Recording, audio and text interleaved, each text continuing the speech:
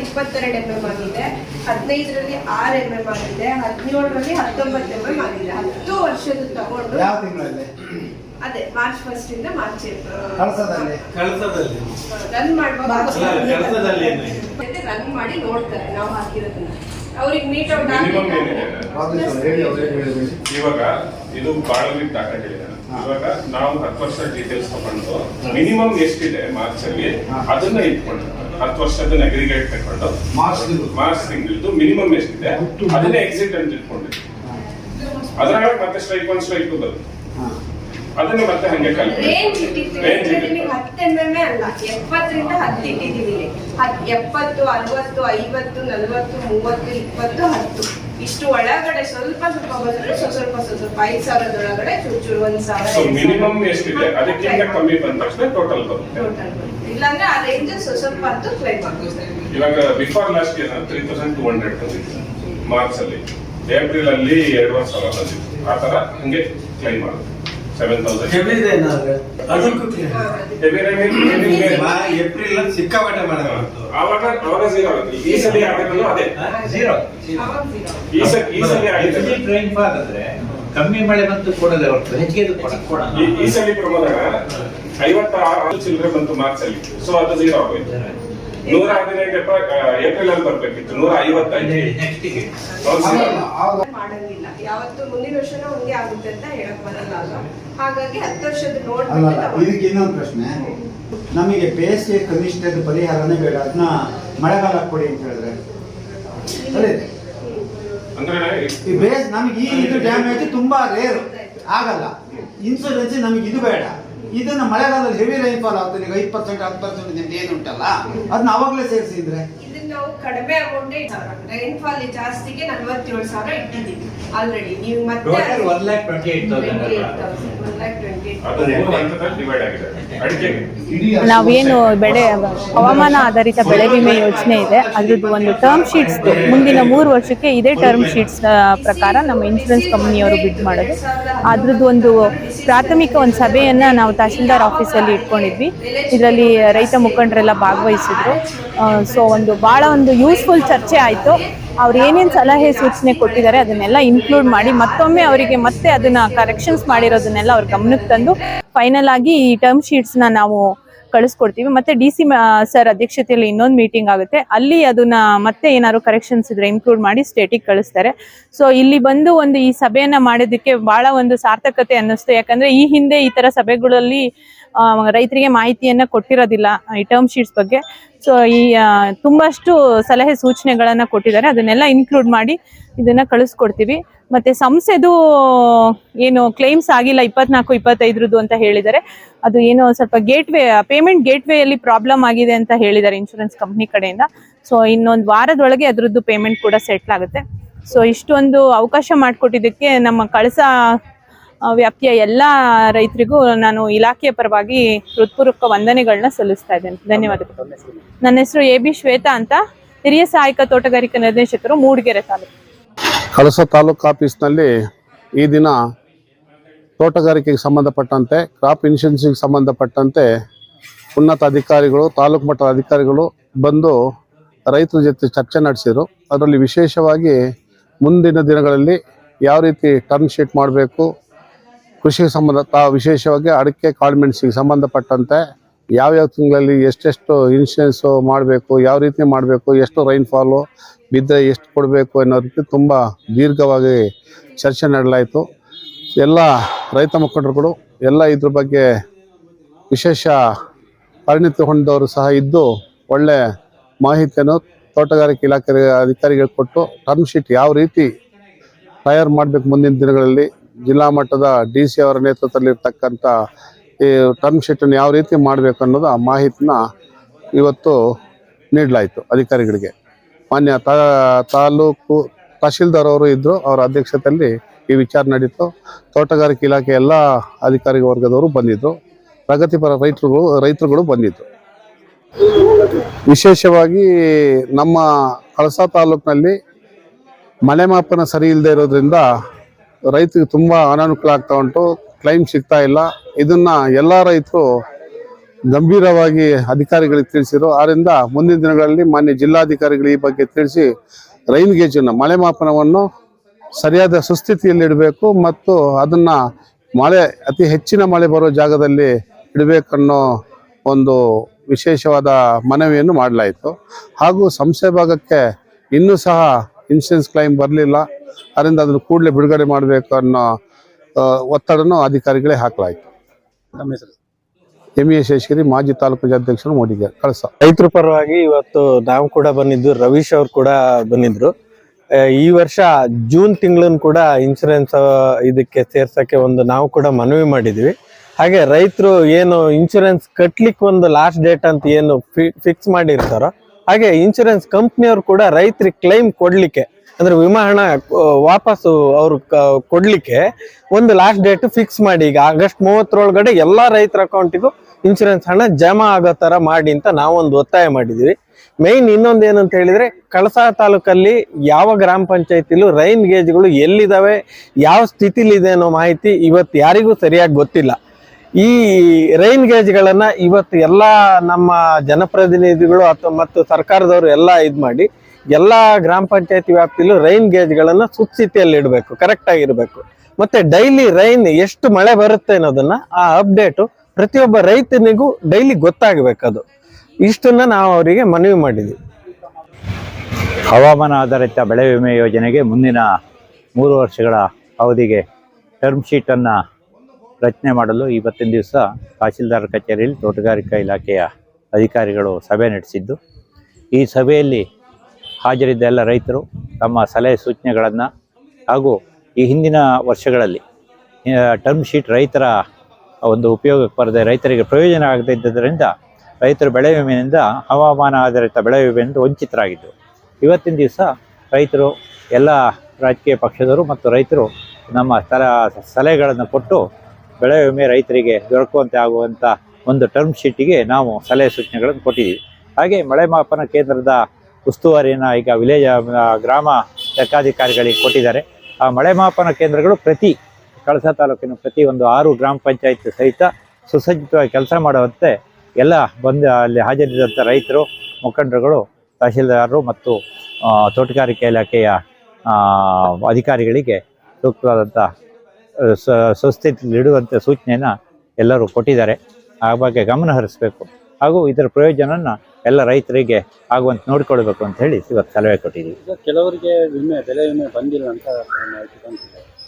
ಅದ್ರ ಬಗ್ಗೆ ಏನಾದ್ರು ಚರ್ಚೆ ಮಾಡಿದ್ರು? ಅಲ್ಲ, ಆ ಬಗ್ಗೆ ಇವತ್ತಿನ ದಿವಸ ಮೂಲಭೂತವಾಗಿ ಚರ್ಚೆ ಇದ್ದಿದ್ದು ಇವತ್ತು ಮುಂದಿನ ಟರ್ಮ್ ಶೀಟ್ ಬಗ್ಗೆ ಮಾತ್ರ. ಬಂದಿಲ್ಲ ಅನ್ನೋದ್ರ ಬಗ್ಗೆ ಚರ್ಚೆ ಆಯಿತು. ಅದು ಈ ಹಿಂದೆ ನಡೆದೋದಂಥದ್ದು. ಅದರಲ್ಲಿ ಕೆಲವು ಕಡೆ ಮಳೆ ಮಾಪನ ಕೇಂದ್ರಗಳ ಸುಸ್ಥಿತಿಲಿ ಇಲ್ಲದೇ ಇದ್ದಂಥದ್ರಲ್ಲಿ ಪಕ್ಕದ ಗ್ರಾಮದ ಪಂಚಾಯತಿ ವ್ಯಾಪ್ತಿದು ಮಳೆ ಮಾಪನದ ಕೇಂದ್ರ ಮಳೆ ವರದಿ ಆಧಾರದ ಮೇಲೆ ಏನು ಇನ್ಶೂರೆನ್ಸ್ ಕೊಟ್ಟಿದ್ರು ಅಲ್ಲೆಲ್ಲ ಲೋಪ ಆಗಿದೆ. ಈ ಹಿಂದಿನ ವರ್ಷಗಳಲ್ಲಿ ಒಂದು 3 ವರ್ಷದಲ್ಲಿ ರೈತರಿಗೆ ಪ್ರಯೋಜನಕ್ಕಿಂತ ತೊಂದರೆನೇ ಜಾಸ್ತಿ ಆಗಿದೆ, ವಿಮೆ ಹೆಚ್ಚು ಬಂದಿರೋದಿಲ್ಲ. ಅದ್ರ ಬಗ್ಗೆ ಚರ್ಚೆ ಮಾಡಿದ್ರು. ಹಾಗೆ ಗ್ರಾಮ ಪಂಚಾಯತಿ ಮಟ್ಟದಲ್ಲಿ ಟರ್ಮ್ ಶೀಟ್ ಮಾಡಿ ಎನ್ನುವಂಥ ಅಹವಾಲನ್ನ ನಾವು ಅವರಿಗೆ ಹೇಳಿದ್ವಿ.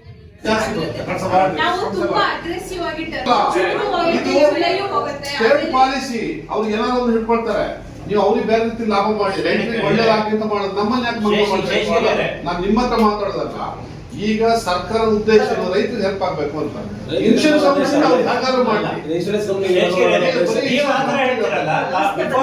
ವರ್ಷದಿಂದ ಟೈಟ್ ಆಗಿ ಟರ್ಮ್ ಶೀಟ್ ಮಾಡೋದಕ್ಕೆ ಒಂದು ತಿಂಗಳು ಬರಲೇ ಇಲ್ಲ. ನಾವೇನ್ ಮಾಡೋದು, ಸರ್ಕಾರ ಸರಿ ಮಾಡ್ಬೇಕು. ಸರಿ ಮಾಡೋದಲ್ಲ, ಇಬ್ಬರಿಗೂ ಬ್ಯಾಲೆನ್ಸ್ ಮಾಡಿ ಮಾಡೋದಕ್ಕೆ ಹೊರತು ಬ್ಯಾಲೆನ್ಸ್ ಆಗೇ ಇದೆ.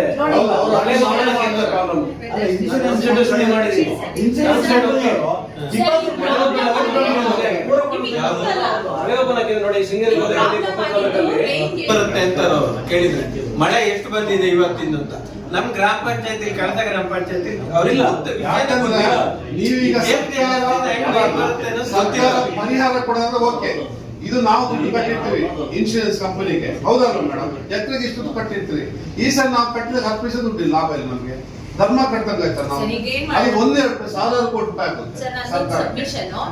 ಈಗ VA-ಗಳ ಹತ್ರ ಇಮಿಡಿಯೇಟ್ ರಿಪೋರ್ಟ್ ತಗೊಂಡು ಎಲ್ಲೇ ವೆದರ್ ಸ್ಟೇಷನ್ ಇದೆ ಇಲ್ಲ ಅಂತ ಅವರು ಮತ್ತೆ ವರ್ಕಿಂಗ್ ಇದೆಯಾ ಇಲ್ವಾ ಅಂತ ಅವರಿಗೂ ಗೊತ್ತಾಗಲ್ಲ ಸರ್. ಅವರು ಅಂದ್ರೆ ಕಣ್ಣ ಒಂದು ಇದ್ರಲ್ಲಿ ಎಸ್ಟಿಮೇಟ್ ಅಲ್ಲಿ ಹೇಳ್ಬೇಕಷ್ಟೇ. ಅವ್ರ ಕಂಟ್ರೋಲ್ ಇವರಿಗೆ ಬರುತ್ತೆ, ನಾವು ಕಂಟ್ರೋಲ್ ಮಾಡಲ್ಲ. ಅದಕ್ಕೆ ಅವ್ರ ಹತ್ರ ಈಗ ಇಮಿಡಿಯೇಟ್ ರಿಪೋರ್ಟ್ ತಗೊಂಡು ನಾವು ಮೇಡಮ್ ಕಡೆಯಿಂದ ಹಾಕಿಸೋಣ. ಇನ್ಶೂರೆನ್ಸ್ ಕಂಪ್ನಿಯವರು ಅದನ್ನ ಪಂಚಾಯತಿ ಇಲ್ಲಿ ಕೊಡ್ತಾರೆ. ನಮ್ದು ಕೆಲವೊಂದು ಡಿಪಾರ್ಟ್ಮೆಂಟ್ DC ಬೆಳಿಗ್ಗೆ ಮುಂಚೆ ಹಾಕ್ತಾರೆ, ಅದು ಅವ್ರಿಗೆ ಕೊಡ್ತಾ ಇರೋದು.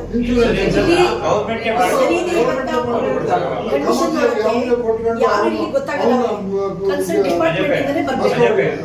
ಆ ತರ ವ್ಯವಸ್ಥೆ ಮಾಡಿ VS ಕೊಡ್ತಾರೆ, ಗೊತ್ತಾಗಲ್ಲ. ಅದೇ ಅದನ್ನು ನಾವು ರೈಸ್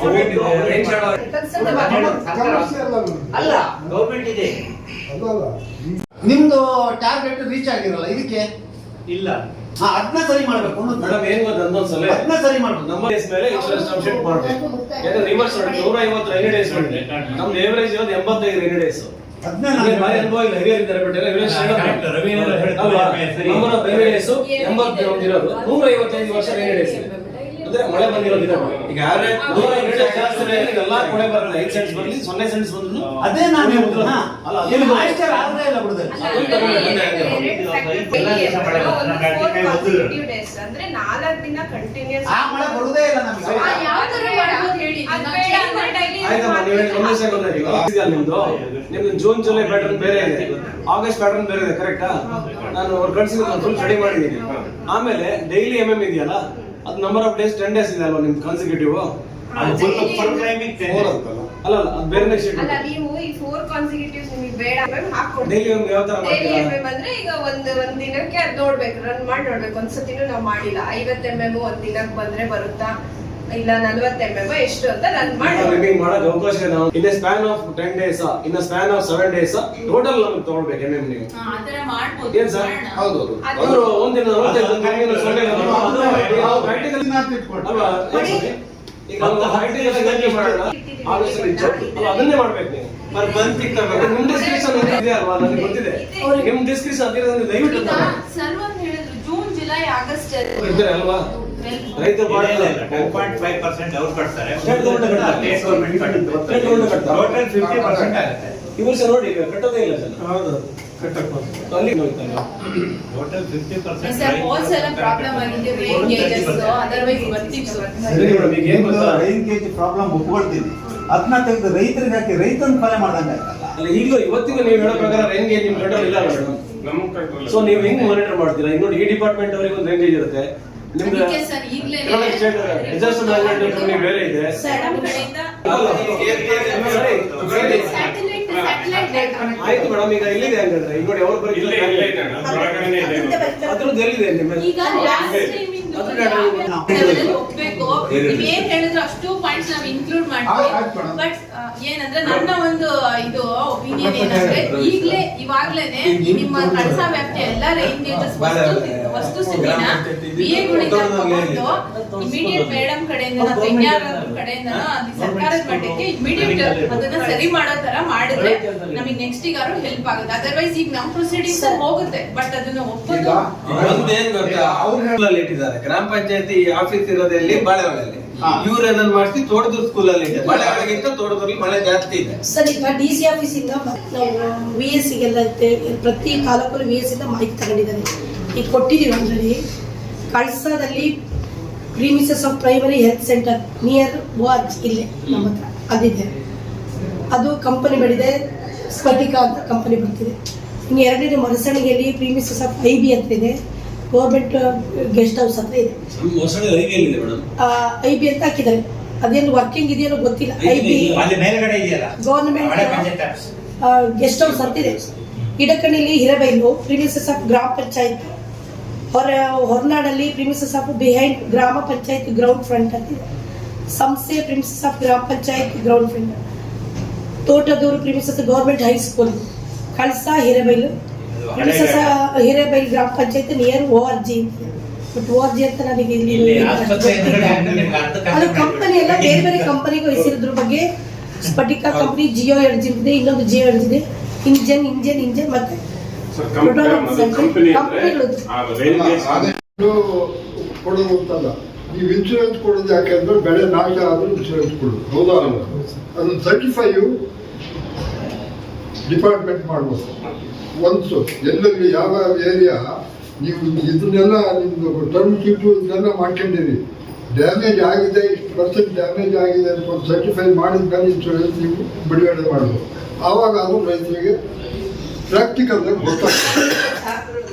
ಮಾಡ್ಕೊಂಡು ದುಡ್ಡು ನಮ್ಮ ಹತ್ರ ಕಟ್ಕೊಂಡು ನಾವೆಲ್ಲ 75-80 ಸಾವಿರ ರೂಪಾಯಿ ಕಟ್ಕೊಂಡು ಅವರು ದುಡ್ಡು ಕೊಟ್ಟರು, ಡಬಲ್ಲೇ ಕೊಟ್ಟಿರೋದು ಈ ಸರಿ. ಕ್ರಾಪ್ ಸರ್ವೆ ಮಾಡೋದು ಒಬ್ಬರೇ ಮಾಡ್ತಾರೆ, ಅಡಿಕೆ ತೋಟಕ್ಕೆ ಅಗ್ರಿಕಲ್ಚರ್ ಮಾಡ್ತಾರೆ, 3 ಜನ ಸೇರ್ ಮಾಡಾಗ್ತದೆ. ಈ ಪೆರೇನಿಯಲ್ ಕ್ರಾಪ್ಸ್ ಏನಿದೆ ಅದು ಪರ್ಸೆಂಟೇಜ್ ಮೇಲೆ ಕೊಡ್ಲಿ ಅವರು. ಮಾಡಿದ್ರೆ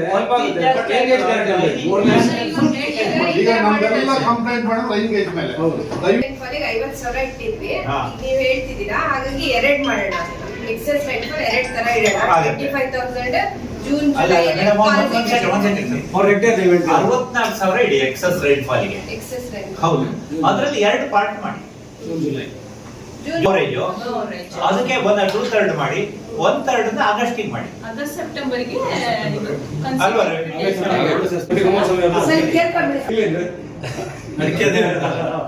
ಮಳೆಗೆ ನೀವು ಹೇಳಿರೋ ಸಜೆಷನ್ ತಗೊಂಡು ಫೆಬ್ರವರಿ 15th ಇಂದ ಮೇ ವರೆಗೆ ಹಾಕ್ತೀವಿ. ಅದು 14,000 ಇರುತ್ತೆ. ಮತ್ತೆ ಡಿಸೀಸ್ ಕಂಜಿನಿಯಲ್ 14,000 ಇದ್ದಿದ್ದು 20,000 ಮಾಡಿದೀವಿ. ರೈನ್ ಇರ್ತೇನೆ, ಬರೀ ಆರೆಂಜ್ ಮತ್ತೆ ಟೆಂಪರೇಚರ್ ಇರುತ್ತೆ, ಅದು ಕ್ಲೈಮ್ಸ್ ಆಗುತ್ತೆ ಅಂತ. ಎಕ್ಸೆಸ್ ರೈನ್ ಫಾಲಿಗೆ 64,000 ಮಾಡಿ ಅದನ್ನ 2 ಮಾಡ್ತೀವಿ. ಜೂನ್ ಜುಲೈಗೆ 4 ಕಾನ್ಸಿಕ್ಯೂಟಿವ್ ಡೇಸ್ ಮಾಡಿ ಕಡಿಮೆ ಮಾಡ್ತೀವಿ. ಆಗಸ್ಟ್ ಸೆಪ್ಟೆಂಬರ್ಗೆ ಡೈಲಿ ರನ್ ಮಾಡಿ ನೋಡ್ತೀವಿ ಬರುತ್ತಾ ಅಂತ. ಬರ್ಲಿಲ್ಲ ಅಂದ್ರೆ ಹೇಳ್ತೀವಿ, ರಾಜೇಶ್ ಹೇಳ್ತಾರೆ ಎಲ್ಲರಿಗೂ, ಇಲ್ಲ ಮತ್ತೆ ಅದು 4 ಕಾನ್ಸಿಕ್ಯೂಟಿವ್ ಮಾಡ್ಬೇಕಾಗುತ್ತೆ. ರನ್ ಮಾಡ್ಬಿಟ್ಟು ಒಂದ್ಸತಿ ನೋಡ್ಬಿಟ್ಟು ಫೈನಲೈಸ್ ಮಾಡ್ತೀವಿ. ಇನ್ನೊಂದು ಡಿಸೀಸ್ ಕಂಟಿನ್ಯೂಲ್ ವೆದರಿಗೆ, ಅದು ಕೊಳೆ ರೋಗಕ್ಕೆ ಡಿಸೀಸ್ 30,000 ಆಗಿದೆ. ಎಕ್ಸೆಸಿಗೆ ಜಾಸ್ತಿ 2 ಫೇಸ್ ಮಾಡಿದ್ವಲ್ಲ, ಸರಿ. ಅದೇ excess rainfall August September July ಇತ್ತು, ಬೇಡ ಅಂದ್ರೆ ಆಗಸ್ಟ್ ಸೆಪ್ಟೆಂಬರ್ ಅಕ್ಟೋಬರ್ ಇಟ್ಟಿದ್ವಿ. 3 ತಿಂಗಳು ಸಾಕು. ಅದಕ್ಕೆ 12,800. ಡೆಫಿಸಿಟ್ ಸೇಮ್ ರೆಕರೆಂಟ್ ತರನೇ ಏಪ್ರಿಲ್ 15th ಇಂದ ಮೇ ಎಂಡ್. ಮತ್ತೊಂದು ಡಿಸೀಸ್ ಕಂಟಿನ್ಯೂಲ್ ಈ ವರ್ಷ ಹೊಸದಾಗಿ ಆಡ್ ಮಾಡಿದೀವಿ, ಅಕ್ಟೋಬರ್ ನವೆಂಬರ್ ಸೆಪ್ಟೆಂಬರ್. ಫೈನಲ್ ಮಾಡ್ಬಿಟ್ಟು ರಾಜೇಶ್ ಕಳಿಸ್ತೀವಿ. ಇನ್ನೊಂದ್ಸತಿ